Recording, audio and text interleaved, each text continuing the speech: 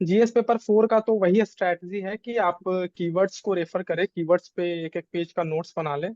इसके अलावा इसमें कुछ जो आईएएस ऑफिसर्स वगैरह हैं उनका नाम को आप एग्जांपल्स में कोट करने के लिए आप नोट डाउन कर लें। और इसमें आप गवर्नमेंट मोटो, क्योंकि थोड़ा सा कल्चरल एंगल और स्पिरिचुअल एंगल भी जीएस पेपर में जितना ज्यादा हम लोग डालते हैं, मेरा 124 आया है, तो आई थिंक ये मुझे काफी जीएस पेपर 4 में तो ये काफी हेल्प वन हुआ ट्वेंटी है, फोर जैसे तो कि बहुत ज्यादा है यार। है एग्जैक्टली बहुत ज्यादा तो है जैसे 124। हाँ, बहुत एथिकल तो आदमी है। जैसे उसमें वही है कि गांधी जी का जो 11 वॉज है आप उसको यूज करें, उनका अंत्योदय का जो प्रिंसिपल है उसको आप कंक्लूजन में जितना ज्यादा, मतलब ये सब चीज को आप एज ए कंक्लूजन में डालिएगा। जैसे कि निष्कामा कर्मा है, सेल्फलेस डिवोशन, या सीलम परम भूषणम है। तो ये सब जो लाइन है आप इसको, जो कीवर्ड्स हैं, मतलब ये सब जो कैची लाइन है और जो थोड़ा कल्चरल एंगल भी, ताकि एग्जामिनर को लगे कि आपको थोड़ा सा एथिकल, मतलब स्पिरिचुअल गीता साइड में। वगैरह को आप थोड़ा, हाँ थोड़ा गीता को कोट कीजिए, थोड़ा महाभारत को कोट कीजिए। ये सब अच्छा। काफी हेल्पफुल हो जाता है एथिक्स में, अच्छा नंबर ज्यादा आप फेच कर सकते हैं। तो एस सच एथिक्स में कोई बुक फॉलो नहीं करी है जो कि काफी जो है चलती है, जैसे तो मार्केट में डी बालाजी एक चलती है एथिक्स इंटीग्रिटी एप्टीट्यूड के लिए, जीएस 4 के लिए डी बालाजी, वो सब आपने फॉलो नहीं किया कुछ इस तरीके का? No no, in fact I have never heard about this the book. Balaji का नाम तो नहीं? Now you can imagine okay. कि मतलब मेरा ऐसा कुछ नहीं था। I I have never been to even, मतलब मेरा कोई ऐसा फ्रेंड सर्कल ना ही करोल बाग का, मुखर्जी नगर का, तो मुझे ऐसा कोई आइडिया ही नहीं था ये सब कितना टेक्स्ट वगैरह का। मतलब मेरा जो हुआ घर पे खुद से इधर उधर से टॉपर्स के आंसर शीट से ढूंढ ढूंढ कर कंटेंट निकाला, और उसी पे मैंने अपने नोट्स बनाए जीएस 4 के लिए। आई थिंक यही जो आपकी स्ट्रेटजी रही है ना, कि आप ओवर एंड हाँ। खासकर दिल्ली से मुखर्जी नगर से कट ऑफ रहे, तो आपका हो सकता है अप्रोच के कारण एक यूनिक आंसर बना हो, क्योंकि ये जो मैंने बुक बोली है बहुत ही कॉमन बुक है, डी बालाजी एथिक्स पेपर 4 के लिए। मतलब एग्जैक्टली हो सकता आप जाके ओवर एंड के बुक शॉप में अगर बोल दो कि मेरे को जीएस 4 की बुक चाहिए, तो सबसे पहले वो यही बुक निकाल के देगा। इतना बड़ा है इसका वो। तो हो सकता है आपने अपना मतलब घर में है। ही प्रिपेयर किया इधर उधर से, तो आपका आंसर इसी कारण जो है यूनिक निकल के सामने आ बिल्कुल। गया। अच्छा, मेंस की बात तो हो गई, अपन जैसे प्री की बात करें तो प्री में काफी आपने बोला कि प्री जो है मेन से ज्यादा डिफिकल्ट लगा आपको, तो उसके लिए बेसिकली आपने कैसे उसको हैंडल किया? क्योंकि अभी का प्रीलिम्स तो और भी खतरनाक आया था, खासकर सीसेट तो बहुत ज्यादा खतरनाक आया था। तो एग्जैक्टली। उसके बारे में थोड़ा सा आप बताइए कि यार मतलब उसको आपने कैसे प्लान आउट किया था? जैसे पेपर 1 के लिए तो जो कुछ स्टैंडर्ड बुक्स है मैंने वही रेफर किए थे। हम्म। एंशियंट के लिए आर एस शर्मा हो गया, कल्चर के लिए फाइन आर्ट हो गए, मॉडर्न के लिए स्पेक्ट्रम स्पेक्ट्रम। हो गया, स्पेक्ट्रम हो गया। मेडिवल के लिए मेडिवल के सतीश लिए चंद्र। बिपिन चंद्र, सॉरी सतीश चंद्र, सतीश चंद्र। और न्यू सतीश चंद्र और न्यू एनसीईआरटी जो किताब है 11th क्लास का, वो काफी थीम्स। हेल्पफुल थे। इसके अलावा टीम्स। हाँ पॉलिटी के लिए लक्ष्मीकांत, पॉलिटी के लिए लक्ष्मीकांत, और इन्वायरमेंट के लिए शंकर आईएएस के कुछ selected topics plus current affair. और इकोनॉमिक्स के लिए एनसीईआरटी प्लस में मैंने पूरे इकोनॉमिक्स को 5 सेक्शन में डिवाइड कर दिए थे। Basic economics, monetary policy, physical policy, international जो भी है एफडीआई एफआईआई या जो ऑर्गेनाइजेशंस हैं, और फिफ्थ है फाइनेंशियल मार्केट, बॉन्ड डिबेंचर ये सब। तो इन सबको मैंने यूट्यूब से, एक बुद्धि आईएएस करके यूट्यूब चैनल है, वहां से बहुत कॉन्सेप्चुअल क्लैरिटी, अगर इकोनॉमिक्स में mainly I think conceptual clarity मांगता है यूपीएससी, तो वहां से हो जाता है। जैसे अगर लेट्स से मार्केट में इन्फ्लेशन बढ़ा है तो यूपीएससी पूछ देगा कि इंटरेस्ट रेट कैसा होना चाहिए, आरबीआई को क्या, किस टाइप का मॉनेटरी पॉलिसी फॉलो करना चाहिए। तो वो अगर आपको अंडरस्टैंडिंग है कि कैसे इकोनॉमी काम करता है, कॉन्सेप्चुअल क्लैरिटी है इन्फ्लेशन का, मॉनेटरी पॉलिसी का, तो आप इजिली उसका आंसर कर सकते हैं। इसके अलावा और कोई, हाँ ज्योग्राफी के लिए क्लास 9 to 12 का एनसीईआरटी प्लस जीसी लियोंग से क्लाइमेटोलॉजी का सेक्शन, और मैपिंग प्रैक्टिस अलग से। ये सब करने के बाद आपको कुछ मिसलैनियस टॉपिक पे भी काम करने होते हैं, जैसे national park, biosphere reserves, UNESCO का साइट्स जो है, या जीआई टैग्स हो गया, जीआई टैग्स हो गया। तो इन सब पे थोड़ा आप अलग से काम करें तो 5-6 मार्क्स इजिली आप फेच कर सकते हैं। प्लस कुछ गवर्नमेंट के साइट्स को आप विजिट कीजिए, जैसे ministry of new and renewable energy हो गया, या मिनिस्ट्री ऑफ माइंस, जो माइंस का जो है वो है। तो ये सब गवर्नमेंट साइट्स को आप प्रेफर कीजिए लास्ट टाइम पे। आई थिंक ये मोर देन एनफ है। अच्छा, ये तो इसके हो गई आप। अलावा एक चीज जो इसमें सबसे ज्यादा इम्पोर्टेंट है वो है टेस्ट सीरीज। टेस्ट मैं इसी में सीरीज। आ रहा था एक्चुअली में। Continue continue. हाँ, क्या हुआ? नहीं नहीं, मैं इसी कंटिन्यू में आ रहा टेस्ट तो था। सीरीज। इसके अलावा जो एक बहुत इंपॉर्टेंट चीज है वो है टेस्ट सीरीज। मैंने इनफैक्ट 100+ टेस्ट सीरीज लगाए थे। और वही टाइम में जो यूपीएससी जिस टाइम पे एग्जाम लेता है 9 to 11 और 1 to 3, नाइन टू तो इलेवन इस टाइम पे मैंने प्रॉपर बैठ के, हाँ, टेस्ट सीरीज जो एक्चुअली मैंने कोई ऐसा टेस्ट सीरीज लिए नहीं थे, टेलीग्राम पे अवेलेबल है। आप टेलीग्राम पे जाएं और बहुत सारे टेस्ट सीरीज ऑलरेडी अवेलेबल है वहाँ पे। आप उसको बनाएं और उसके बाद उसका साइंटिफिक एनालिसिस करना बहुत जरूरी है। क्योंकि रियल जो एग्जामिनेशन होता है उसमें 10 to 20 क्वेश्चंस ही हम लोग को मतलब श्योर शॉट आता है। कितना भी आप टॉपर हैं, आपको 20-30 क्वेश्चंस के बाद हम लोग एलिमिनेशन टेक्निक को ही मतलब कंप्लीटली डिपेंडेंट हो जाते हैं। तो वो आपका टेस्ट सीरीज से काफी हेल्प मिल जाता है, बिकॉज अगर आप साइंटिफिक एनालिसिस किए हैं, जैसे कि 4 ऑप्शन है, तो अगर आप 2 ऑप्शन को एलिमिनेट कर रहे हैं तो देखिए कि आप 20 क्वेश्चन इस टाइप के अगर किए हैं कि जिसमें 2 ऑप्शन को आप एलिमिनेट करके आंसर कर रहे हैं, तो उसमें आपका कितना मार्क्स आ रहा है। 3 ऑप्शन को एलिमिनेट करके जब आप कर रहे हैं, सॉरी, एक ऑप्शन को जब आप एलिमिनेट करके आंसर कर रहे हैं, वो आपका कितना सही हो रहा है।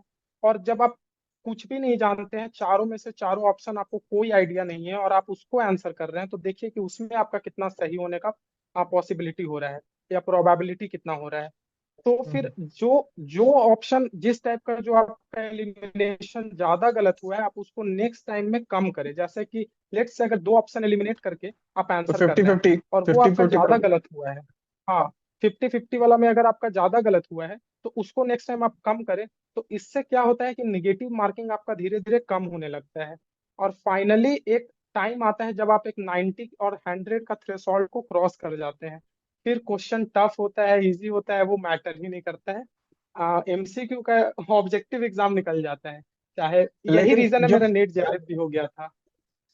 लेकिन 50-50 वाला जो बात बोले हैं, तो अगर आदमी के पास दो ऑप्शन बचेगा तो उसके उनमें से किसी एक के सही होने की प्रोबेबिलिटी तो ज्यादा रहेगी 50% रादर देन कि बिल्कुल आपने बिल्कुल। एक एलिमिनेट किया है और मतलब तीन ऑप्शन बचे हैं, तो one third one third one third probability रहेगी। तो बाय दैट लॉजिक तो जो दो वाले ऑप्शन है उनमें से ज्यादा सेलेक्ट मतलब सही होने का चांसेस रहेगा मेरे ख्याल से, रादर देन कि तीन में से ज्यादा सही हो जाए। बिल्कुल बिल्कुल, आपने बहुत सही बोला कि ये एक मैं एग्जांपल दे रहा था कि अगर आप देखिए कि आपका कौन सा एलिमिनेशन मतलब किस टाइप का ऑप्शन आपका ज्यादा गलत हो रहा है। अगर आपका 50-50 हो रहा है, या हो सकता है कि आपका 75-25 वाला, अगर आपका, तो जो भी एलिमिनेशन टेक्निक मतलब जो आपका ज्यादा गलत हो रहा है, आप उसको कम कीजिए। एज ए कम एग्जाम्पल करने। मैंने वो दिया था कि 50-50 वाला, ऑब्वियसली ओके उसमें ओके। पॉसिबिलिटी तो ज्यादा है सही ज्यादा होने का। रहेगी। मैं ये पूछ रहा था, जैसे आप बताया ना कि आपने 100 टेस्ट लगाए हैं यार, तो यार 100 हम्म। टेस्ट को अगर मैं डेली एक दिन भी प्लान करूं, तो कम से कम 3 से 4 महीना बिफोर एग्जामिनेशन तो मेरे को चाहिए। तो ये हम्म। फिर आपने 100 हम्म। टेस्ट ये मतलब प्लान आउट कैसे किया, मतलब किस तरीके से दिया 100 टेस्ट? क्योंकि अगर आप एक एक दिन में एक एक टेस्ट लगाएंगे, 90 टेस्ट लिखने के लिए मिनिमम 3 चाहिए, ठीक है, और 10 और जोड़ दिए, तो मतलब 3 महीना 10 दिन, है कि नहीं? हम्म। तो हम्म। मतलब बोला जाए तो 3.5 महीना का जो है तो आपका टेस्ट में ही प्लान आउट हो गया। तब वो जब आपने डेली कंटिन्यूस बैठ के एक एक टेस्ट लगाया है, मतलब विद विद डेडिकेशन, तो आपको लगेंगे 3 3.5 महीना लगेंगे। तो आपने ये 100 टेस्ट को ये प्लान आउट कैसे किया? मतलब ये 3.5 महीने में किया है आपने, या उसको स्प्रेड करके 6 महीने से पहले से स्टार्ट किया था, या फिर आपने लास्ट के 2 महीने में 100 टेस्ट जो है ना एक दिन में दो या एक दिन में तीन इस तरीके से मैनेज किया है? वो थोड़ा आप बताइए, क्योंकि लास्ट में जनरली क्या होता है कि देखा गया है कि जैसे 100 टेस्ट लगाने की आप बात करें, तो कई लोग ऐसा होता है कि लास्ट के 2 महीने में ही जो है ना एक दिन में 2 टेस्ट लगाएंगे यार उस तरीके से, और क्योंकि लगाने के बाद उसमें एनालिसिस करने में भी कम से कम 1 से 1.5 घंटे का टाइम लगता है। जैसे आपको पता करना है कि बिल्कुल। इसमें मेरा गलत क्यों हुआ, सही हुआ, ये हुआ वो हुआ, वो करने में ही पूरा मेरे ख्याल से 1.5 घंटा लग ही जाता है। तो एक टेस्ट को लगाने में आई थिंक आप पूरा अगर 2 घंटा लेंगे और प्लस ये 1.5 घंटा, तो 3.5 घंटा एक टेस्ट लगाने में जा रहा है आपका। 2 टेस्ट लगाएंगे तो 7 घंटा यही हो गया। और फिर उसके बाद रिवीजन भी करना है कि नहीं?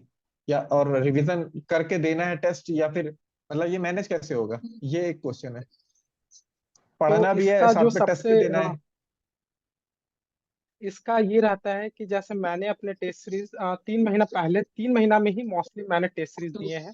तो स्टार्टिंग में एक एक टेस्ट सीरीज देते हैं हम लोग। जैसे जैसे एग्जाम क्लोज आने लगता है, तो जैसे एक प्रदीप सिंह है, उनका था कि वो लास्ट 1 महीना में दो दो टेस्ट देने लगे थे। तो मैंने उन्हीं को सुनकर ये स्ट्रैटेजी फॉलो किया था। लास्ट 1 मंथ में मैंने दो दो टेस्ट सीरीज देते थे। अब जो एनालिसिस करने का क्या होता है कि आप स्टार्टिंग में आपका टाइम बहुत ज्यादा एनालिसिस में लग जाता है, लेकिन एक टाइम आएगा जब आप सारे क्वेश्चन, सारे ऑप्शंस को एनालिसिस नहीं करते हैं। लेट से आपका जैसे स्टार्टिंग में आपका गलती भी बहुत ज्यादा होता है, तो टाइम भी ज्यादा लगता है एनालिसिस करने में। लेकिन जब आप 50-60 दे देते हैं, तो आपका होता क्या है कि आप 80 बना रहे हैं तो आपका 20 गलत होगा, 60 सही होता है। तो जो आपका सही होता है आप उसको एनालिसिस नहीं करते हैं, जो 20 सिर्फ आपका गलत हो रहा है आप उसको एनालिसिस करते हैं। तो इससे आपका बहुत ज्यादा टाइम सेव होता है। और लास्ट लास्ट मंथ में मैंने दो दो टेस्ट सीरीज देने स्टार्ट कर दिए थे। तो इस वजह से मतलब पूरा 100 अच्छा अच्छा हो गया अच्छा था। अच्छा, मतलब वही आप बोल रहे हो कि जैसे जैसे नंबर ऑफ द टेस्ट बढ़ते जाते हैं तो आपका जो है हाथ या सेट हो जाता है कि यार ये वाला गलत हुआ है, क्यों गलत हुआ है देख लिया जाए, तो आप मेरे ख्याल से विद इन आधा घंटा में आप वो पूरा डन कर देते होगे, ऐसा रहती होगी बात। अच्छा, ये मैं पूछ रहा था कि एग्जैक्टली जैसे एग्जाम एग्जैक्टली। एग्जाम एग्जाम जैसे है आपका 28 मई को एग्जाम है, तो उसके जस्ट लास्ट 10 दिन की कहानी थोड़े आप बताओ कि उस 10 दिन में आप क्या करते हो, आपने क्या किया। जस्ट 28 को होने वाला एग्जाम, 28 मई को होने वाला, उसके जस्ट 10 दिन पहले की कहानी कि उस 10 दिन में आपने क्या किया, क्योंकि जितना मेरा मानना है कि वो लास्ट 10 डेज अगर मैनेज नहीं कर पाया आदमी, एंग्जाइटी हो गई, स्ट्रेस हो गया, या मैंने टेस्ट दिया उसमें नंबर कम आ गया, डिप्रेशन में आ गया, लास्ट अभी यार इतना पढ़ा है, लास्ट में जो है मेरा जो है 60 ही नंबर बन रहा है जीएस पेपर में, तो वो 10 दिन आपने कैसे मैनेज किया, उसको कैसे प्लान आउट किया? उस 10 दिन का मेरा बहुत सिंपल एक था कि जो 2015 से लेकर 2021 तक का जो प्रीवियस ईयर क्वेश्चन था, मैंने बस वो प्रीवियस ईयर क्वेश्चंस को बनाए और उसी को एनालिसिस किया, ताकि यूपीएससी का जो क्वेश्चंस है उसके अकॉर्डिंगली मतलब मेरा एक ओपिनियन डेवलप्ड हो जाए। लास्ट 9 से जो 11 होता था वो मैं 2015 का पीवाईक्यू सॉल्व किया। उसके बाद उस पूरे क्वेश्चंस को जो भी उसमें जो एग्जांपल्स भी होता था, मैं उसको गूगल पे सर्च कर करके उसका नोट्स तैयार करता था। इससे होता क्या था ओह। कि ऑलरेडी मेरा पीवाईक्यू बना हुआ था। तो लास्ट 10 दिन में जब मैं पीवाईक्यू बनाता था तो मेरा स्कोर 120 130 आता था, तो इससे कॉन्फिडेंस भी रहता था। और साथ ही साथ हम्म। आपको यूपीएससी का जो रियल मतलब at the end, test series तो बस आप देते हैं, बट यूपीएससी का क्वेश्चन पेपर और टेस्ट सीरीज में बहुत गैप होता है। बहुत तो गैप जब होता है, आप यस यस। यूपीएससी का जब आप पीवाईक्यू बनाते हैं तो उससे आपका कॉन्फिडेंस भी बनता है, और आप समझ भी पाते हैं कि यूपीएससी क्या पूछना चाह रहा है। तो एग्जामिनेशन हॉल में आपको बहुत उसका हेल्प मिल जाता है, प्रेशर कैसे हैंडल करना है, बिकॉज ऑलरेडी आपका एक्सपीरियंस हो चुका है। आप उसी टाइम पे 10 दिन से उसी का यूपीएससी का ही क्वेश्चन सॉल्व कर रहे हैं। तो वो एक लगता है कि एक कंटिन्यूअस है, एक नॉर्मल गर्म मतलब 11th पेपर है जो आप 28 को सॉल्व कर मतलब एग्जामिनेशन हॉल में दे रहे हैं। तो ये हेल्प मिल जाता है इस टाइप से। तो इससे इसके ओके अलावा ओके कुछ रिलेटेड, मिसलैनियस देख लिए। नहीं नहीं ओके। बताएं। इसके अलावा कुछ मिसलैनियस देख लेते थे, जैसे मैपिंग हो गया, या जो जो भी 10-20 इंपॉर्टेंट साइट जैसे जीआई टैग वगैरह जो सेक्शन है उसको बस देख लेना और रिवीजन करना बस। अच्छा, और सीसैट के लिए आपने कैसे प्रिपेयर किया, कि कोचिंग लिया था या यूट्यूब सीसेट से? क्योंकि सीसैट स्पेशली हम जैसे लोग जो ह्यूमैनिटीज बैकग्राउंड से आते हैं, आपको पता ही है कि कितना मतलब हाँ, जैसे भयानक यार इस लगता है। बार सी सी सेट तो ऐसा आ गया कि मतलब न्यूज़पेपर तक में आ कैट गया लेवल का कि भैया ये क्वेश्चंस तो पूछ रहे हैं मैथ्स में, हम क्या करें? कैट मतलब कैट लाइट हो रहा परम्यूटेशन है बोले। कॉम्बिनेशन परम्यूटेशन कॉम्बिनेशन इस बार 20-22 क्वेश्चंस थे। तो ऑब्वियसली बहुत टफ हो गया है, बट सीसैट का आई थिंक जो स्ट्रैटेजी होता है वो मतलब CSAT is not about knowledge, it's about strategy, कि आपका स्ट्रैटेजी बस अच्छा होना चाहिए सीसैट के लिए। जैसे कि आप आप 2 घंटा होता है, तो 1 घंटा आप ऐसे कर ले कि कॉम्प्रिहेंशन 1 घंटा और 1 घंटा रीजनिंग और मैथ। अब एग्जामिनेशन हॉल में आप देखें कि अगर इस बार जैसे मैथ बहुत ज्यादा टफ था, तो आप मैथ और रीजनिंग के लिए 40 to 45 मिनट्स ही दें, और 1 hour 15 मिनट्स आप कॉम्प्रिहेंशन की तरफ शिफ्ट कर दें, बिकॉज कॉम्प्रिहेंशन इस बार इजी था। तो यूपीएससी हमेशा ऐसा करता है कि अगर वो मैथ और रीजनिंग टफ दे रहा है तो कॉम्प्रिहेंशन इजी कर देता है, कॉम्प्रिहेंशन टफ देता है तो मैथ और रीजनिंग इजी कर देता है। हाँ। लेकिन खाली रीजन, खाली कॉम्प्रिहेंशन कॉम्प्रिहेंशन से तो मेरे ख्याल से नहीं होगा। रीजनिंग और मैथ्स से कुछ कुछ पोर्शन तो करना ही पड़ेगा, नहीं तो फिर नहीं हो बिल्कुल पाएगा, बिल्कुल। है ये राइट तो राइट है, राइट। बट ये सही बात है कि ये एक से नहीं होगा, बट जैसे रीजनिंग भी है तो यूपीएससी सारा रीजनिंग ऐसे टफ नहीं रखता है। अगर इस साल हम एक्सेप्शन ले, जैसे पिछले साल का अगर हम देखें, तो रीजनिंग में 6 से 7 सिलॉक्स क्वेश्चंस आ जाते हैं जो इजी होते हैं। इस बार हालांकि नहीं था। पिछले साल 5-6 क्वेश्चन सिलॉक्स पे थे। एक आपका सीरीज वाला क्वेश्चन आ जाता है, एक आपका मैरिज रिलेशन पे जो क्वेश्चन होता है 1-2 क्वेश्चन उस पे होता है। तो 8-9-10 ऐसे क्वेश्चंस रीजनिंग में होते हैं जो आप इजिली कर सकते हैं। प्लस मैथ में भी 4-5 क्वेश्चंस ऐसे होते हैं जिस जो अगर आपको कुछ भी आइडिया नहीं भी है, तो आप एक बेसिक अंडरस्टैंडिंग से भी 4-5 मैथ के क्वेश्चंस कर सकते हैं। तो इस तरह से 40 to 45 क्वेश्चंस आपका हो जाता है। 10 आप बफर लेकर चलते हैं कि इन केस 10 मेरा गलत भी हो जाता है तो भी 66 मेरा आ जाए। तो यही स्ट्रैटेजी मेरा था।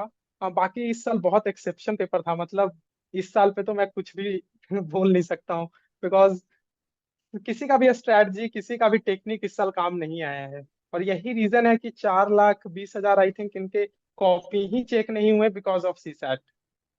तो ये तो यार इस अभी साल ना, को एक्सेप्शन ही लेके। हाँ। हाँ मैं पूछ रहा था, जैसे आप तो क्या है आर्ट्स के बैकग्राउंड से ही आते हैं, है कि नहीं? आर्ट्स के बैकग्राउंड से आते हैं और मतलब इंजीनियरिंग वाले, जनरल जो ट्रेंड है इंजीनियरिंग ज्यादा है, तो इंजीनियरिंग वाले ज्यादा अटेम्प्ट करते हैं। तो आप आर्ट्स के बैकग्राउंड से हैं और यहाँ पे ऐसा पेपर आ रहा है कि इंजीनियरिंग वाले जो बैकग्राउंड वाले लड़के हैं वो भी जो है खौफ खा चुके हैं।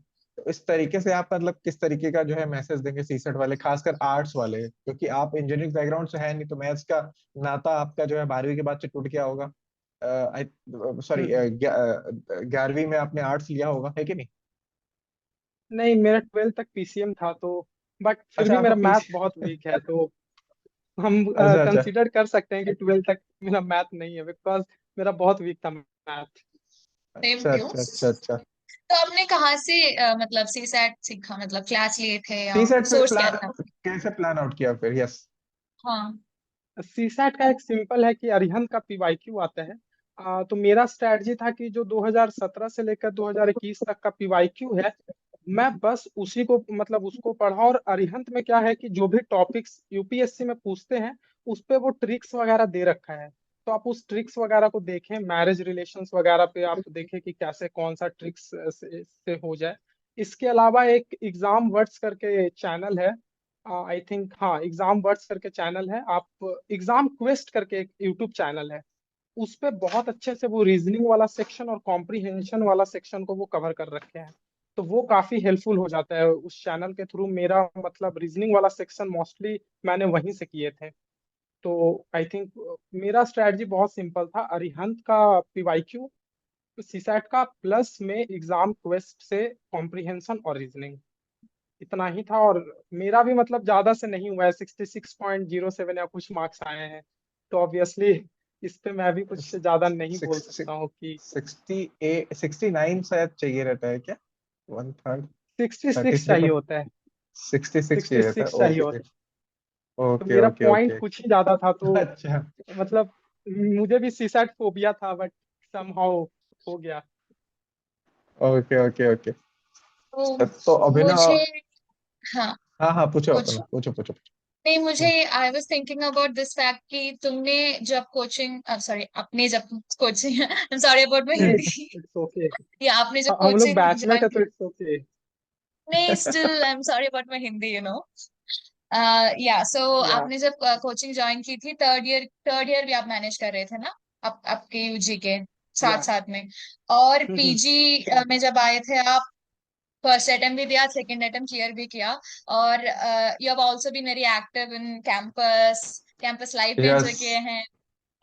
सब यू वेर एवरीवेयर, क्लास में भी एक्टिव थे, तो सब कुछ कैसे मैनेज किया कि कितना मेटिकुलसली प्लान करके आदमी एक चीज कर सकते हैं, बट आपने तो मतलब सब कुछ किए हैं ये। हाँ आई यार एम वेरी अभिनव, ये तो बताना सरप्राइज्ड पड़ेगा। अबाउट इट, वेरी ये तो बताना सरप्राइज्ड पड़ेगा। अबाउट इट, सब कुछ मतलब कैसे कर मेस लिया। में मेस में मैंने जो है मेस में पर्ची बांटते हुए भी देखा है, क्योंकि अभिनव और मेरा हॉस्टल सेम था, सतलज, राइट। हाँ, या बाहर भी थे, हाँ, पढ़ते भी थे। मेरा और अभिनव का हॉस्टल सेम था, और मैंने कई बार देखा है अभिनव को पर्चा बांटते हुए। और मतलब बाद में मतलब ये काफी ज्यादा वो है, शॉकिंग है, क्योंकि अभिनव हर जगह रहा है, और रात में जो है घूमा भी है बहुत, कैंपस में बहुत घूमा है। वो जो पॉइंट है अपना, कौन सा पॉइंट है वो, हिल वाला। पीएसआर। यस, हाँ, पीएसआर में पीएसआर भी। पॉइंट। पीएसआर पॉइंट में भी गया है, रात में काफी घूमा है। क्योंकि मुझे मालूम है क्योंकि जो साथ में पढ़ते घूमे कब उन्होंने थे? मुझे बताया मुझे बताया कि अभी लोग घूमे हैं साथ तो में, ऐसा वैसा। तो काफी मतलब सब इंजॉयमेंट करने के बाद, और वो भी सीएचएस में, जहाँ पे जो है काफी हेक्टिक रहता है नहीं। वो सब मैनेज कैसे हुआ यार, तो और थोड़ा एमए भी बताओ, बहुत क्योंकि अच्छे से किए हैं हमने, एमए भी कई बहुत अच्छे से कोर्सेज। किए। एमए भी बहुत, सेमिनार पेपर भी बहुत अच्छे से किए हैं। हाँ हाँ, Samina, how actually how much तो हाउ मच ये you have got in MA? यार मुझे याद नहीं है बिकॉज मैंने कभी मार्क्स देखे नहीं अपने। होगा कुछ 70 समथिंग होगा। हाँ आई डोंट पक्का नो। है। हाँ, तो ये तो वो बताइए थोड़ा ना यार कि शेयर करो। कैसे किया। एक्चुअली इसका यही है, बिकॉज मेरा ऑलरेडी कोचिंग हो चुका था। मतलब मास्टर्स में आने से मेरा कोचिंग हो रखा था। और जो एक मेरा जो पहला अटेम्प्ट था वो जब मैं लॉकडाउन का टाइम था, तो उसी टाइम पे मैंने बहुत पढ़े थे। फर्स्ट अटेम्प्ट में मैं बहुत पढ़ा था, लाइक लिटरली 12 आवर 14 आवर इस टाइप से। जब मैं जेएनयू में आया तो उस टाइम पे मेरा जेपीएससी चल रहा था, तो उतना नहीं दिए, बट क्योंकि फर्स्ट अटेम्प्ट में मैंने बहुत पढ़ रखे थे, तो लास्ट मोमेंट में बस जब एग्जाम आता था, जैसे अगर देवेंद्र दिया है तो इसको आइडिया होगा कि एक बार जब आप यूपीएससी का सिलेबस को बहुत अच्छे से पढ़ लेते हैं, कवर हो जाता है, तो सिर्फ एग्जाम के टाइम पे 2-3 महीना पहले आपको सिर्फ पढ़ना होता है और आप इजिली निकाल लेते हैं। तो सिमिलरली मेरा भी यही था कि फर्स्ट अटेम्प्ट में मैंने बहुत पढ़े थे, तो तब तक ऐसा कोई वर्कलोड नहीं था बिकॉज ऑनलाइन क्लासेस चलते थे, और घर पे 1-2 घंटा का क्लास होता था, उसके बाद तो मोस्टली मेरे पास टाइम होते थे, तो मैं यूपीएससी का ही पढ़ता था। लास्ट में जब भी सब, और 5 दिन जब बचा था प्रीलिम्स के को लेकर, तब मैंने मोस्टली पढ़े थे प्रीलिम्स के लिए, सीसैट पे मेनली फोकस किया था, और मेरा प्रीलिम्स हो गया। उसके बाद मैंने 3 महीना बहुत अच्छे से मेंस के लिए सारा, मेरे पास ऑलरेडी नोट्स थे, तो आंसर राइटिंग पे मैंने बहुत काम किया, और फिर मेंस हो गया। उसके बाद मैंने इंटरव्यू पे काम किए, 12-13 मॉक दिया, तो फाइनली मेरा रिजल्ट आ गया। तो ये मतलब ऐसा कोई ये नहीं है, कोई इश्यू नहीं है, आप मतलब आ, मतलब ये आपको, मतलब आप लोग को ऐसा दिख रहा है कि ये है वो है, बट मेरा जो प्रिपरेशन था वो ऑलरेडी हो चुका था एक बार, तो वहां पे बस था कि एक रिवीजन तो करना आपका था, फाउंडेशन तो बहुत एक दो अच्छा घंटा भी। ऑलरेडी है ना? Exactly exactly. फाउंडेशन में काफी या मेहनत की है मतलब अभिनव ने। Right right right. तो अभिनव, थोड़ा इंटरव्यू का भी अपना जर्नी थोड़ा शेयर कर दो, ताकि जो है हाँ, थोड़ा पता बिल्कुल। लगे कि इंटरव्यू में क्या कैसा हुआ था। क्वेश्चंस पूछा था, ऑप्शनल का क्या कुछ काम आया या नहीं, कैसा रहा होगा? तो एक्चुअली इंटरव्यू का बहुत इंटरेस्टिंग है, बिकॉज मेरा थोड़ा सा ऐसा था कि इंटरव्यू में मुझे बहुत नर्वस फील हो रहा था, बट समहाउ मैंने एक दो टॉपर्स के वीडियो देखे, तो उससे ये लगा कि आपको इंटरव्यू में हैप्पीली स्माइल करना है और बोल्ड होकर बोलना है, आपका नर्वसनेस छुप जाता है। तो बस मैंने वही किया, वहां गया, और मैम जो सर थे, पैनल को मैंने बहुत ही बोल्डली उन लोग को गुड मॉर्निंग विश किया स्माइल करते हुए। एंड देन उन लोग देखे कि बहुत कम एज का है, बिकॉज मैं पूरा क्लीन सेव करके गया था, तो वो बहुत ही फ्रेंडली एक कॉर्डियल इन्वायरमेंट मुझे प्रोवाइड किए। उन लोग का जो रिस्पांस था वो बहुत सपोर्टिव रिस्पांस था। जैसे मैम मेरे से क्वेश्चन पूछ रही थी, जैसे मेरा गिग इकोनॉमी पे ऑलरेडी एक काम था, यूनिवर्सिटी ऑफ पेंसिल्वानिया का एक प्रोजेक्ट था, तो मैंने किए थे वो जेएनयू में रहकर, एक एनजीओ के थ्रू मुझे वो प्रोजेक्ट मिला था। तो मैम का उस पे मेरा क्वेश्चंस था कि आपका इस पे क्या काम है, गिग इकोनॉमी पे आपने क्या फाइंडिंग्स किए हैं। उसके बाद मेरा जो डिस्ट्रिक्ट है वो एक नक्सल प्रभावित डिस्ट्रिक्ट है। यहाँ पे नक्सलिज्म का हालांकि अब थोड़ा कम हुआ है, बट ये नक्सल प्रभावित डिस्ट्रिक्ट है। तो उस पे बहुत सारे जो पैनल मेंबर थे वो पूछे कि नक्सलिज्म को काउंटर करने के लिए आपके पास क्या सॉल्यूशन है, चतरा डिस्ट्रिक्ट में क्या क्या है, आप कैसे अच्छा बना सकते हैं। तो थ्रू आउट द जो मेरा आंसर होता था वो बहुत ऑप्टिमिस्टिक होता था। जैसे कि चतरा पे पूछे तो मैं उसमें मैं बहुत कल्चरल एंगल को इंक्लूड किया हूँ। इनफैक्ट अब बोला कि यहाँ पे 33, यहाँ पे मिनरल्स बहुत है, कोल है, यहाँ पे शक्ति कल्ट का भी देखने को मिलता है, जैनिज्म बुद्धिज्म का भी इन्फ्लुएंस देखने को मिलता है, यहाँ पे फॉरेस्ट है जिसको हम लोग आयुष सेंटर बना सकते हैं। तो इस टाइप से मेरा आंसर होता था। साथ ही साथ वो सबाल्टन हिस्टोरियोग्राफी पे पूछे तो इस पे तो मतलब हम लोग का पूरा काम है, तो हम तो सर को बहुत अच्छे से इस पे एक्सप्लेन किए। तो सर बहुत खुश हो गए थे जब रंजीत गुहा का नाम लिए। तो वो तो मतलब ज्ञानेंद्र पांडे। इसके बाद ज्ञानेंद्र पांडे, गायत्री स्पिवाक, तो वो बहुत ज्यादा मतलब मेरे से बहुत खुश हो गए थे, और थ्रू आउट द इंटरव्यू वो मेरे को सपोर्ट कर रहे थे। कहीं कहीं पे मैं थोड़ा मतलब गलत भी बोल दे रहा था तो वो मुझे मतलब थोड़ा सपोर्ट कर रहे थे। उसी तरह से करंट अफेयर पे क्वेश्चंस था कि आईपीसीसी रिपोर्ट उस टाइम आया हुआ था, सिक्स्थ असेसमेंट रिपोर्ट, तो उस पे क्वेश्चन था।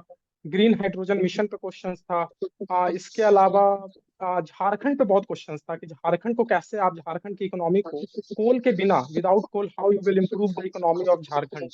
तो मैंने बोला कि झारखंड में सिर्फ कोल नहीं है, झारखंड में जादूगोड़ा में यूरेनियम भी है, माइका है, यहाँ पे आपको आयरन एंड स्टील के इंडस्ट्रीज हैं, रिन्यूएबल एनर्जी पे भी बहुत काम हो रहा है। तो इस तरह से था। फिर एक मैम थी, मैम का क्वेश्चन मोस्टली लीगल मतलब पॉलिटी पे था कि अगर और ओपिनियन बेस्ड क्वेश्चंस मेरे से मैम पूछ रही थी कि क्या क्या हमारे कॉन्स्टिट्यूशन में बाहर से लिया गया है, अगर इलेक्टेड गवर्नमेंट बहुत पावरफुल हो जाए तो आप क्या कीजिएगा। तो मैम को बोला कि ma'am we have honourable supreme court, we have fundamental rights, we have constitutions, so we can go and we can take a help of all these things। तो इस तरह से मेरा पूरा इंटरव्यू था।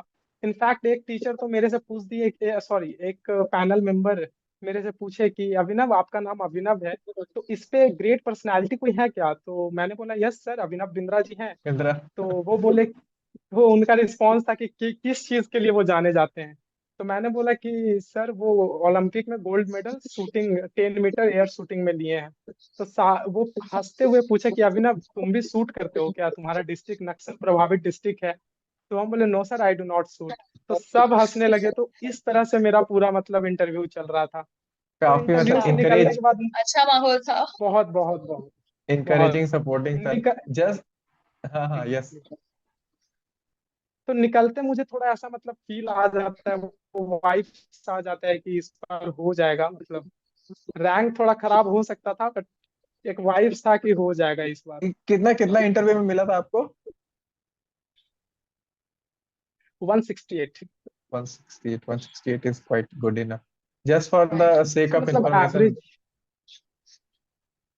हाँ, हाँ, just for the average sake of it, consider कर हाँ सकते हाँ हाँ हाँ, ये तो एवरेज है, 170 आई और थिंक एवरेज ही आता है। ये भी बता सकते जस्ट हैं कि फॉर ये the mock sake of the information कि अभिनव झारखंड से है, मैं छत्तीसगढ़ से हूँ, और अपर्णा जो है केरला से है। तो ये हम लोग जो है रेड कॉरिडोर वाले ही बैठे हुए हैं यहाँ पे। हम तो नहीं है रेड कॉरिडोर में इतना ज्यादा, ठीक है। तुम लोग हैं नहीं, तुम तो रेड यार। वाले हो ना, रेड। अच्छा, दूसरे वाले तो रेड। या रेड रेड रेड रिवॉल्यूशन। तो करेक्ट ये करेक्ट, मॉक ओके। इंटरव्यू और रियल इंटरव्यू में कितना फर्क था? Did it help you really? तुमने बोला कि 13 से 15 इंटरव्यू तुमने अटेंड किया, तो कितना फर्क था? To an extent. देखिए आपको पर्सनालिटी एक बना देते हैं कि आपको बात कैसे करना है, आपको बोलना कैसे है, बट ऐसा बहुत गैप रहता है। मतलब जो रियल इंटरव्यू होता है और जो मॉक होता है, लाइक मॉक बहुत ही डरावना होता है, वो आपको मतलब टोटली वो करते हैं मतलब बहुत ही डराते हैं वो मॉक में। बट जो रियल इंटरव्यू होता है वो बहुत अलग होता है।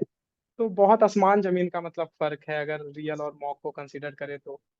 और मॉक वाले में जैसे मेरा जेएनयू से था तो बहुत सारे मॉक में मुझे बहुत फेस भी करना पड़ा है जेएनयू के कारण। बहुत सारे लोग ऐसे मतलब, क्योंकि मतलब मैं, उनका एक रहता है कि जो जेएनयू है वो थोड़ा लेफ्ट सेंट्रिक है, तो वो मुझे वैसे ही देखते थे, और मतलब उनका रिस्पॉन्स बहुत ही हार्श होता था मुझे लेकर। तो हॉस्टाइल था, अच्छा। आ, वैसे वहाँ वैसे बहुत ही, वैसे ही देखते थे। आपने दिखाया नहीं कि अपना आईडी कार्ड कि मैं हम्म। अच्छा, तो तो इंटरव्यू मतलब में जो है, इंटरव्यू वाले जो फाइनल इंटरव्यू था उसमें कोई जेएनयू का उन्होंने पूछा, या आपको मतलब उस तरीके से जो है न- क्वेश्चंस आए? ये जेएनयू इतना कंट्रोवर्सी में नहीं नहीं, रहता ऐसा है तो। ऐसा मतलब मेरे से कोई भी कंट्रोवर्शियल क्वेश्चंस पूछे ही नहीं गए थे। मतलब वही बोर्ड और अच्छा। लोगों से जो जिनका एज थोड़ा ज्यादा था उनसे बहुत कंट्रोवर्शियल भी पूछा गया, लाइक बुलडोजर हाँ। बाबा पे। बट मेरे से ऐसा एक भी अच्छा। क्वेश्चंस नहीं था, कंट्रोवर्शियल कुछ भी नहीं था। ओके अच्छा। Okay okay okay. Good good good good. Um, तो अभिनव, हाँ, आप अपना, you are asking something? Should I shoot the meeting का लास्ट है क्वेश्चन? 10 मिनट वाला, 8 मिनट। 8 मिनट बचा है क्या? एक एक जो जल्दी से ना ऑप्शनल का बता दो यार, बिकॉज यू हैव स्कोर्ड हाँ एक्सेप्शनली यार, हाई ऑप्शनल मार्क्स। का तो तीन सौ एग्जैक्टली तीन सौ वही चार था बड़ा मार्क्स सा पाए क्वेश्चन। हैं। हिस्ट्री ऑप्शनल में कैसे किया है ये बता दो बस। इसको मैं शॉर्ट में बता देता हूँ कि हिस्ट्री हम्म। ऑप्शनल में 5 चीज बहुत इंपॉर्टेंट होता है। पहला है आपका historical, sorry, PYQ and syllabus. दूसरा है हिस्टोरिकल सोर्सेस। हिस्टोरिकल सोर्सेस पे डायरेक्ट क्वेश्चन आ जाते हैं, जैसे फॉरेन अकाउंट्स पे इस बार आ गया था, या सेकुलर लिटरेचर पे आ जाता है। तो आप हिस्टोरिकल सोर्सेस को आप ऐसे बना लो कि एक है आर्कियोलॉजिकल सोर्सेस, पुराना पुराना तात्विक स्रोत जिसको बोलते हैं। दूसरा है लिटरेरी सोर्सेस। लिटरेरी सोर्सेस को आप फर्दर बाइफरकेट करें इंडिजीनियस सोर्सेस और फॉरेन अकाउंट्स में। इंडिजीनियस को आप फर्दर बाइफरकेट करें secular literature and religious literature. Religious literature को फर्दर बाइफरकेट करें Brahmanical text, Jain text and Buddhist text. अब क्वेश्चन आ जाता है लेट्स से कि फॉरेन अकाउंट्स पे। तो अगर आपको थोड़ा आइडिया है कि हेरोडेटस हो गया, नियार्कस हो गया, एरिस्टोबुलस हो गया, उन लोगों का अलेक्जेंडर पे काम है, मेगास्थनीज का काम मौर्य पे है, फाहियान का काम गुप्ता पे है, हुआन शांग का काम हर्षवर्धन पे, हर्षा पीरियड पे, हर्ष पीरियड पे है। तो इस तरह से आप इजिली आंसर कर सकते हैं। सिमिलरली कभी कभी श्रुति स्मृति लिटरेचर पे आ जाता है, या सेकुलर लिटरेचर पे आ जाता है। तो ये हो गया। दूसरा है हिस्टोरिकल टर्म्स। जैसे हिस्ट्री ऑप्शनल में आपको हिस्टोरिकल टर्म्स लिखने से आपका आंसर स्टैंडर्ड दिखता है। फॉर एग्जाम्पल अगर फ्यूडलिज्म पे क्वेश्चन है तो मॉनेटरी एनीमिया एक टर्म हो गया, अर्बन एनीमिया हो गया। अर्बनाइजेशन पे क्वेश्चन है तो एग्रेरियन सरप्लस, ट्रेड सरप्लस, ये सब हिस्टोरिकल टर्म्स है जिसको आपको अपने आंसर में लाने हैं। तीसरा हो जाता है आपका हिस्टोरियोग्राफी। ये बहुत इंपॉर्टेंट है। आप जितना ज्यादा अपने आंसर में हिस्टोरियंस को कोट करेंगे उतना ज्यादा आपको अच्छा नंबर मिलने का चांस बढ़ेगा। जैसे कि अगर मौर्य पीरियड है तो मौर्य पे सेंट्रलाइज्ड और डिसेंट्रलाइज्ड पॉलिटी पे डिबेट है। रोमिला थापड़ का कुछ और उस पे आर्गुमेंट है, फॉरेन स्कॉलर्स का कुछ और आर्गुमेंट है। इस बार हड़प्पा के जो अर्बन वहाँ ग्रोथ हुआ था उस पे था कि क्या ये मेसोपोटामियन ओरिजिन है या फिर ग्रेजुअल इवोल्यूशन है। तो जो रिवाइजनिस्ट स्कॉलर हैं वो बोलते हैं कि ये ग्रेजुअल इवोल्यूशन है। वहीं जो कैम्ब्रिज स्कूल या जो ब्रिटिश स्कॉलर्स हैं, जैसे मॉर्टिमर विलर हो गए, गार्डनर हो गए, क्रामर हो गए, तो इनका मानना था कि ये मेसोपोटामियन ओरिजिन है। सिमिलरली जब आप गुप्ता पीरियड पढ़ते हैं तो उसमें क्लासिकल एज है या नहीं ये भी डिबेटेबल है। नेशनलिस्ट बोलते हैं वो क्लासिकल एज है, डीएन झा बोलते हैं ये क्लासिकल एज नहीं है। जब आप चोला एम्पायर को पढ़ते हैं तो उसमें भी मैरीटाइम जो उसका था एक्सपेंशन, उस पे भी हिस्टोरियंस के डिफरेंट ओपिनियन है। जैसे वाई सुब्बारेलु कुछ और कहते हैं, डीएन झा कुछ और कहते हैं, और नीलकंठ शास्त्री कुछ और कहते हैं। तो इस तरह से आप इस पे काम कर सकते हैं। हिस्टोरियोग्राफी, हर टॉपिक पे आप हिस्टोरियोग्राफी को जरूर पढ़ें। इसके बाद है मैप। आप अपने क्वेश्चंस में मैप वगैरह को भी ऐड करें। जैसे परमानेंट सेटलमेंट पे है तो भारत का मैप बनाकर दिखा दे कि झारखंड बिहार उड़ीसा वाले रीजन परमानेंट सेटलमेंट है। सिमिलरली अलाउद्दीन खिलजी पे अगर क्वेश्चन है तो एक भारत का मैप बना के उसका टेरिटोरियल एक्सटेंड दिखा दे। इसके अलावा मैप हो गया, हिस्टोरिकल सोर्सेस हो गया, हिस्टोरियोग्राफी हो गया, और पीवाईक्यू एंड सिलेबस हो गया। बुक्स अगर टाइम हो तो मैं बुक्स भी यहाँ पे शेयर कर सकता हूँ, इफ वी हैव अ हाँ, टाइम। बताइए। प्लीज बताएं। तो जैसे एंशियंट के लिए एंशियंट के लिए आर एस शर्मा, कोई भी बुक कंप्लीटली नहीं पढ़ना है। जैसे आर एस शर्मा आप पूरा पढ़ सकते हैं बिकॉज वो एनसीईआरटी है। इसके अलावा गुप्ता पीरियड के लिए डीएन झा हो गया, और मौर्य पीरियड और वैदिक पीरियड के लिए रोमिला थापड़ का किताब है। इसके अलावा जो भी टॉपिक्स हैं आप उसको मगध महिला कॉलेज हो गया या इग्नू से आप ढूंढ के अपना नोट्स तैयार कर सकते हैं। मेडिवल के लिए सतीश चंद्र और इग्नू मटेरियल मोर देन इनफ है। मॉडर्न के लिए रंजन चक्रवर्ती का एक आउटलाइन ऑफ मॉडर्न इंडिया करके बुक आता है। और शेखर बंदोपाध्याय, वो मतलब मुझे लगता है बाइबल है, क्योंकि यूपीएससी ऑप्शनल में शेखर बंदोपाध्याय से डायरेक्ट लाइन उठाकर 5-6 क्वेश्चन डायरेक्ट शेखर बंदोपाध्याय से होते हैं। तो ये रंजन चक्रवर्ती और Shekhar Bandyopadhyay more than enough है। इसके अलावा आपका वर्ल्ड हिस्ट्री के लिए अर्जुन देव जो कि एनसीईआरटी है, प्लस में आप जैन एंड सिन्हा को रेफर कर सकते हैं। और इसके अलावा रंजन चक्रवर्ती का किताब बहुत अच्छा है। तो ये करने से हो जाएगा। प्लस जो मैपिंग का सेक्शन होता है एंशियंट में, आप उसको जीकेपी पब्लिकेशन का एक किताब आता है मैप का, आप उसको रेफर कर सकते हैं। इसके अलावा रोमिला थापड़ में भी मैपिंग सेक्शन बहुत अच्छे से है। Ancient GKP. हिस्ट्री का जो रोमिला थापड़ का किताब है, जीकेपी पब्लिकेशन। अच्छा। Pramila Thapar let me show ancient you. India का। This is a map map okay. Okay mapping के लिए मैंने इस बुक को रेफर किया था। Map entries. Okay okay okay. Okay. और आगे क्या प्रमिला बोल रहे थापर थे की उसके आगे? तो कौन फाइनली से बुक? रोमिला थापर एंशिएंट का इंडिया, जो history of ancient, ancient India. Late me show you, या दिस वन। हाँ, दिस वन इज वही, अर्ली अच्छा, इंडिया। Early India. तो अर्ली इंडिया या हिस्ट्री ऑफ इंडिया। इसमें मैपिंग का बहुत अच्छा सेक्शन है। इसमें लास्ट लास्ट पेज में आई थिंक पहले में मैप का सेक्शन बहुत अच्छे से दिया हुआ है, जैसे ये सब। इसके अलावा अच्छा। कोई पूरा कोचिंग मैपिंग। नोट्स आपने फॉलो किया है? मणिकांत सर का मैंने कोचिंग लिए थे, तो उनका कोचिंग काफी मतलब उनका मटेरियल काफी अच्छा होता है। इनफैक्ट कुछ क्वेश्चंस तो डायरेक्ट उनके कोचिंग मटेरियल से आ गए थे, तो वो काफी हेल्पफुल हुआ था। Okay okay okay okay. या ओके अभिनव। तो और बस तो जस्ट इसको लास्ट, मतलब हाँ, फाइनली मैं पूछूं, मैं I just want to know कि तुम्हारा मटेरियल और मेंटल सर्कमस्टेंसेस कैसे रहे हैं throughout this journey. What about your family, friends? How have you managed everything? Were everything favourable to you या कुछ हार्डशिप्स थे? ऑब्वियसली हार्डशिप थे, बिकॉज जब आप जेएनयू से मास्टर्स करते हैं या डीयू से ग्रेजुएशन करते हैं और जॉब अपॉर्चुनिटी नहीं दिखता है, तो ऑब्वियसली लोग फॉर, खासकर जब आप सबसे बड़े हो अपने लाइक सिबलिंग्स में, तो आई कैन लोग का फील यू। एक्सपेक्टेशंस होता है कि आप कुछ जॉब करें, कुछ अपना एक फाइनेंशियल, और खुद का भी ये होता है कि थोड़ा फाइनेंशियल इंडिपेंडेंस हो। तो ऑब्वियसली एक प्रेशर तो क्रिएट होता है, बट समहाउ मेरा मास्टर्स कंप्लीट होते ही एग्जाम हो गया। अगर नहीं होता तब तो मतलब बहुत ही ज्यादा मेरे मेरे पे प्रेशर जैसे। बिल्डअप हो जाता। तो हाँ। ये, बाकी मेरे फैमिली काफी सपोर्टिव थे थ्रू आउट द जर्नी, बहुत सपोर्ट किए, बिकॉज मेरे फैमिली में कोई गवर्नमेंट जॉब में नहीं है। मेरे जो फादर हैं, जो मेरी मदर हैं, वो एग्रीकल्चर पे डिपेंडेंट है हम लोग। तो उनका थ्रू आउट द वो रहा है कि मतलब कोई इतना बड़ा ड्रीम देखा नहीं है, और अब हम देख मतलब मैंने जब देखा है ये ड्रीम, तो और वो पाया भी। मतलब बहुत ज्यादा मुझे अब तो सपोर्ट हो किए हैं, गया, अब तो बिकॉज हो गया पूरा। या या ठीक है, so exactly. Thank you so much okay for being Abhinav, there, Abhinav. It's been a thank long session and thank you thank you Abhinav. so much. हाँ, thank thank you very much Abhinav, पूरा पूरा आपने शेयर Good luck किया, for thank you सभी सारी Labasta Devendra. बातें and all share your किए। life. Be a good officer. Thank you. हाँ हाँ हाँ, अब थैंक यू आगे अपन। की Hope to कहानी see अब you धीरे से। in office someday soon. हाँ, I या wish I'd be there too. या बिल्कुल बिल्कुल। वी विल बी आगे की कनेक्टेड थ्रू कहानी जो है व्हाट्सएप, राइट? Sure, आगे की yes. कहानी जो है लवासना की, वो हम बाद में पूछेंगे।